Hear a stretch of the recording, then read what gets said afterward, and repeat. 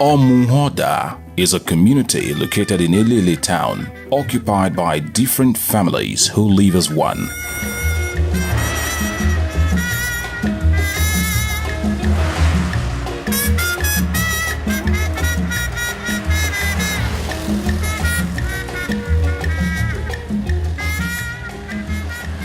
Omuwhoda, the founder of this community, was the son of Ogu. Ogu was the son of Agwa. Agwa was the last son of Elele, the founder of Elele. Agwa in most oral tradition, Elele is known as Agwa Nyeoha Enyindah, the remnant child in Elele's womb.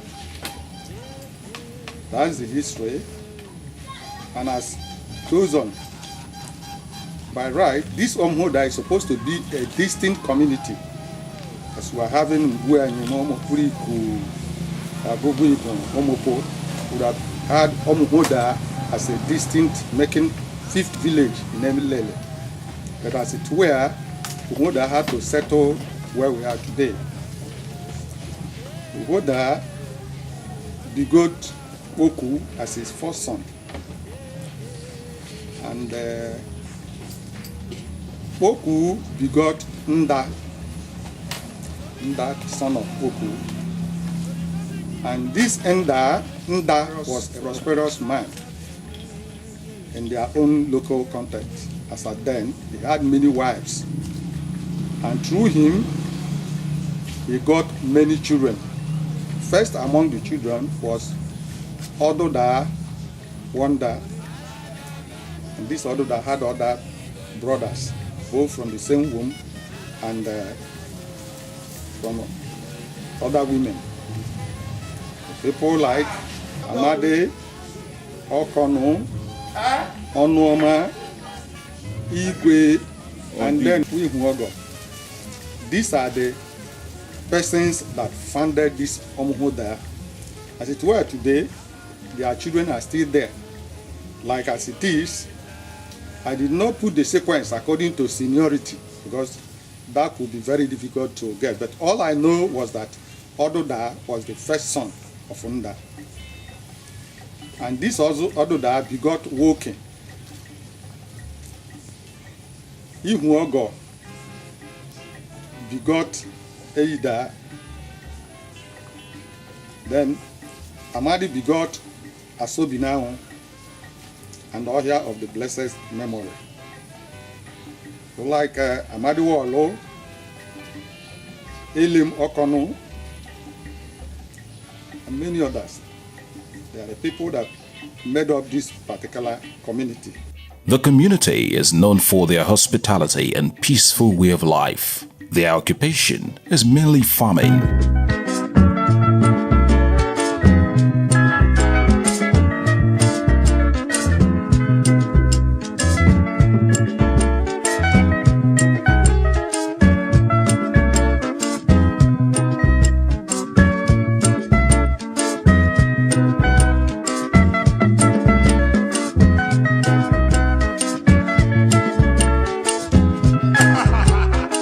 In 1924, Omuwhoda heralded the birth of an icon named Johnny.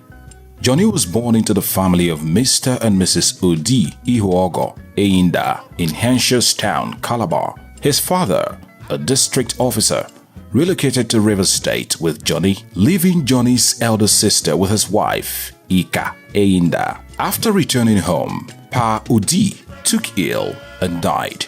My father was born by an Efik woman, as a Calabar woman. He was born together with his elder sister. But when his father, who was a district officer then, started coming back, the Efik woman refused coming back with him. So he came after more judgment. Decided that my father should follow his father there, called Omuwhoda back to Rivers State, and then the man should come back again after some time to carry the daughter. But when the man came back here, one thing leading to the other, he took ill. So he never went back again until his death. In this period, I looked at Johnny as because I used to say that he came up from a humble beginning, based on what transpired when his father, Odi, a very strong man, who first brought about a trap, the wire trap, not iron trap, to Elele. He told me what happened when they came to Elele, stayed without father for many years, and that humbled him, because he said he partially lived his life as an orphan. But as God will have it, that made him to be strong in life, to struggle, to be respectful wherever he went. After the death of his father, Johnny was left alone in Rivers State, so he went to live with his uncle, Nyeoha in Omuwhoda, and afterwards moved to his father's maternal home. I hardly know him as somebody that's from this Omuwhoda. He grew at Omuwhoda. He nursed my mother. He nursed the elder brother to my mother, aka the late. He nursed him. Then after the death of his father, he went to live with his uncles. He stayed with Omuwhoda of Omuwhoda, and then moved from there to where he now joined his mother's place called Okene, the matrimonial home of the father. And then that was how he joined his uncle, Omuwhoda, and came to Port Harcourt. It was during my pregnancy that my father then returned to Port Harcourt, and we resided at 25 Victoria Street in those days. That's where I was born. And the man who was around as a young man to look after the newborn baby was Johnny. So he catered for me while my mother was a businesswoman, my father was a businessman, my late mother was a contractoress. So she goes out in the morning to Shell and all the other places, while Johnny will look after the newborn baby, which is myself. He was not all that fond of this Omuwhoda. Precisely when he married the first wife, they did the ceremony at Omuwhoda. So when I asked my father, he said he's a bona fide son of Omuwhoda. Growing up as an ambitious young man whose target was to be truly independent, Johnny went into cutting of timber and trading. He later became a driver. Johnny was the second driver known in Elele. He operated public transport for over 40 years and recorded no accidents. So that particular day, and I saw him as a young man after school start, no job, no nothing. He came to visit my father and he saw me and said, young man, what are you doing here? I said, nothing, we are just joking. He said, okay, you know what you do? Every morning as a driver, he told me he drove a tipper to carry sand from Omuwhoda to different areas. That I should please every morning wait for him. So in the morning I waited, he came around, we moved down to Omuwhoda waterside. At the end of every afternoon, he would take me to a meal at Alimini Shopo, where they have one filling station, Chuku Gozia Konwata. We will eat at the job, he will take me back home and give me some money. So it continued. He was the second driver in Elele there, and that was the career he picked up as the second driver Elele produced. And through that particular time, he drove a lot of people, Ofewu, Ojewu, all those people, he drove them. He did taxi work and other things, and then finally settled down in marriage. Since my childhood, around 1960. 62, 63, married in Port Harcourt. Yeah, you have the motor here. I for them, but I got now. I will let Stephen O'Connell. Then my garden on our wrong house for Lungan. So Johnny, I mean, is very good. He's friendly. You know, somebody as a driver, very jovial. When he comes back from work, he will be able to raise little money, buy drinks, share with people. He don't have any problem. He takes life very, very simple. Johnny got married to his beloved wife, Victoria Enyindah, in 1973, and the marriage was blessed with 7 lovely children. Marriage was a Wokoma proper, so the marriage was not blessed with kids. Then after 10 years, they got separated and he got married to his present wife, and it is Victoria Enyindah who finally gave birth to us. Johnny, popularly known as Nyanyi, is friendly to both children and adults and does not see anyone as his enemy.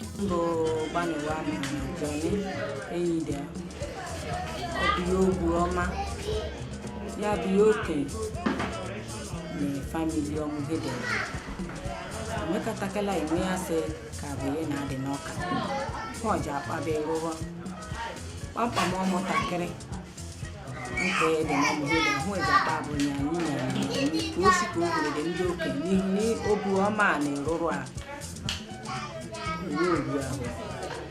Then the money network and then the next hour. Nyanyi Yam Necrala. You may be who are Boma, but see a mobile can, whether or may abu. And walk on a corner, potato, Wama, walk, money, no, or Kakamoho. Ambongo. We na fair can will be the old buy why they have good in Elele. And no say was Cabian Johnny the Noka, Mahua Walker, who would the Kayoso. Yes, the nickname Nyanyi is a name given to him by his children, and other children saw that name and call him Nyanyi. A playful name to every child, not only to him. You see him when he plays like a child, and he likes children. That's the one aspect of his life he lived on earth.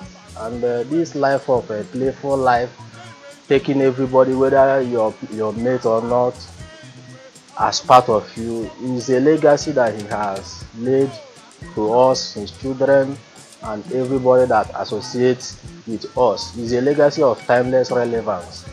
The name Nyanyi, the meaning is on my own. The meaning of Nyanyi is a father that plays with all, both children, his age mate, and everybody. To me, I grew up to hear that name from my elder ones, Nyanyi, and I start calling him Nyanyi. It's a name of love.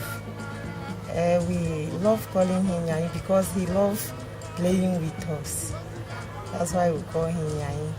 I want to come Omuwhoda and have a baby Nyanyi. How about you weekend? Or one man and a man that not being a woman. Man and Johnny that name of your papa Robani. Nyeoha Johnny Enyindah. All made declare Banike kitchen cake. By the Owagishi, Negable. I'm able to call Banny. Nyeoha Johnny Enyindah and my boy. Nyeoha Johnny Enyindah, near when Robu or Banny Bade. Because of his name, Nyanyi, which I grew up to know him as, everybody called him Nyanyi, and we go close to him. He likes children, so he's fond of calling us in the afternoon to prepare a lunch for us, which is known in our local dialect as Nyeoha Johnny. This is the kind of meal that is prepared during afternoon time. It is a kind of food whereby you recook an already made food with a small pot, added with green leaf and some other things with snail. So I enjoyed that meal then, while he was still active The man had been a nice man to me. Even when me and my family visited him here, he used to entertain us fine, giving us old stories about what have happened to him. But the man, his death touched me a lot. Hardly you see him quarrel with persons. He takes life so simple. Whether he has anything or he had not, he's not bothered. He was not bothered. He was out to see for the progress of this Omuwhoda, and I know too well. Because he would like on time to ask me, what are these boys doing? Were they not going to school? Were they not learning work? Why should they stay like this and be roaming about? And if you look at it, I still saw him as somebody who was not all that covetous in life. Because he would tell me about how he came up to build, the trouble that happened when he found out that his own father's own land had all been appropriated by others. But yeah, that the whole Omuwhoda, led by Mpo, gave him where he is residing today, that he never bothered himself. I miss his smiles. I miss his jokes.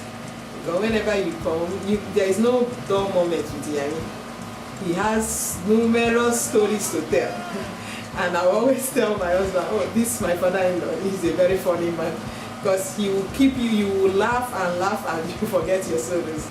After the death of Ohia, the Nyeoha, representing Omuwhoda community in Oha Omurele, on the 5th of December 1992, and his burial on the 11th of February 1993, Johnny, as the oldest man in the community, was installed as the Nyeoha on the 15th of March 1993. He held the Oho for 24 years before he passed on after a brief illness on the 28th of March 2017. When he used to come to my father, by then with his jovial manner, Johnny, popularly known as Nyanyi, that's what a lot of people call him, but I used to call him Johnny. So my father would say, after the death of Joshua Woken, you see now the mantle of Omuwhoda is about to fall on you. And you are here behaving like you are a young man, joking. You have to sit up. He would tell my father, are you dying? The here was a man that was almost 90 years. He says, father, stay. So that showed that unlike a lot of people who would like to take over the leadership, he would have been happy, let this man die, so that I'll be enjoying little or one or two things. And he respected his predecessor to the last. I will rate him over 70%, because when you have a representative at that highest lawmaking body in Elele, and there was never a time message came that he had insulted himself there, or he had quarreled with people, and then they now said, Omuwhoda must do this or that, else he wouldn't go back. So he had performed beautifully well. His social life was full of activities. Johnny belonged to a social club known as Omuwhoda. He was also a member of Oha Omurele. Johnny, as the oldest man, ensured that the community was in peace and remained united.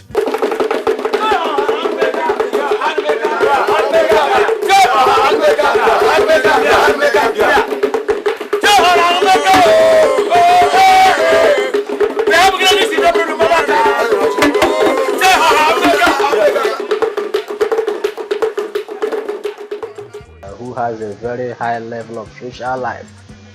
He's called John Chidiak, John this, John that, and all these are names that got from social folks during his lifetime. There have been some challenges in the family, in the entire community, but as a man of truth, because there was a tension sometime in the history, but as a man of truth, he stood by the truth, and at the end of the day, there are remarkable achievements. One, our boundary neighbors, during his lifetime, there were legal issues and all the rest, but during his tenure as the oldest man in the community and as Nyeoha, such a long litigation was resolved amicably. Omuwhoda and Omuwhoda is more or less one family. They don't intermarry. From the way we know ourselves, we are having one stool of leadership. But because of this political, to enlarge the community, they divided the two community. We have one common meeting before. As a stand now, an Omuwhoda person cannot marry from Omuwhoda. And Omuwhoda cannot marry from Omuwhoda. So the two families are one. Inspired dispute because of land cases. But as God may have it, it was by his leadership that these two families came for settlement. This land dispute was far back, about 1950s. The two families have been quarreling over land. It was by his leadership, through the son, the lawyer, and one of our sons, Barrister Wehizo. Both of them came together under his leadership, and the matter was settled. So he's close to Omuwhoda. That is to tell you how good he is. A matter that was settled from 1950 something came to settle under his regime. Nyeoha Johnny Enyindah, I will tell you, is number one because he doesn't argue much. He doesn't argue much, unnecessarily argument. He is a very good and reasonable somebody, which he's always straightforward. He doesn't take bribe like other people. He stands on his truth always. So where you fail to understand him, he will leave you. He doesn't bother to argue much, unnecessary argument. Once he tell you this is this, if you like to take it, you take it. If you don't like, you leave it. That's why his people always love him so much. You know, he's the kind of person that we want you to learn and always put it into practice. Short is honesty. He needs that. He was somebody that you come to and will tell you the way it is, not minding the consequences. And as a leader, from the period of his predecessor till very recently, before he joined his ancestors, so that Omuwhoda was somehow bedeviled by quarrels by their neighbor.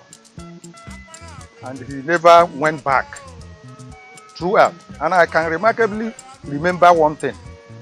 Because of the fact that somebody forged signatory to our pamphlet and extended the date, this old man was sent to a juju, and the person who perpetrated this crime wanted him to renounce, to say that Omuwhoda really extended the agreement for 1 year. But despite the fact that, according to him, he said he sold land to pay instead of coming to smear his face in Omuwhoda.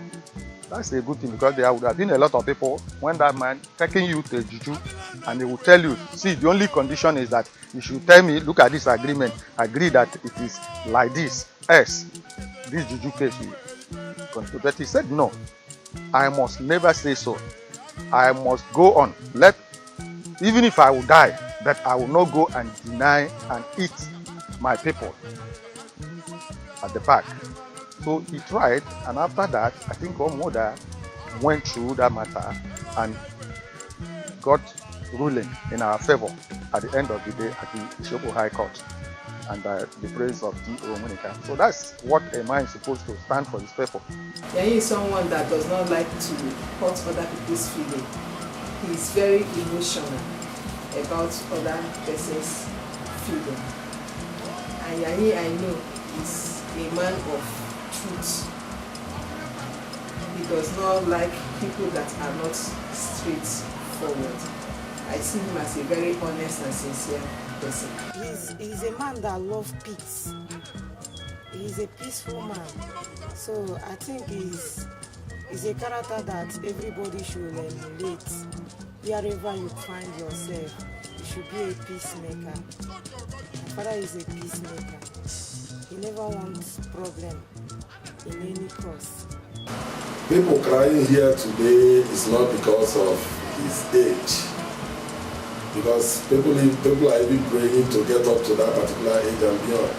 And I think what people are crying here today is that everybody, mostly people in Omuwhoda, are actually missing his fatherly, conduct, his friendship with everybody, even children and all. So, like I said, he's an open-hearted man who loved his community and his people. No enemy. My father doesn't have enemy. So I think people are just missing him. Right from the time he died, people are just missing him. So what you see people crying today is because they are missing him because of the life he has lived. But my encouragement to every one of them is to take heart. God brought him into this world, and in the time duly considered by God, he has actually called him back to himself. I pray that God will only bring a comforter like he was to the community.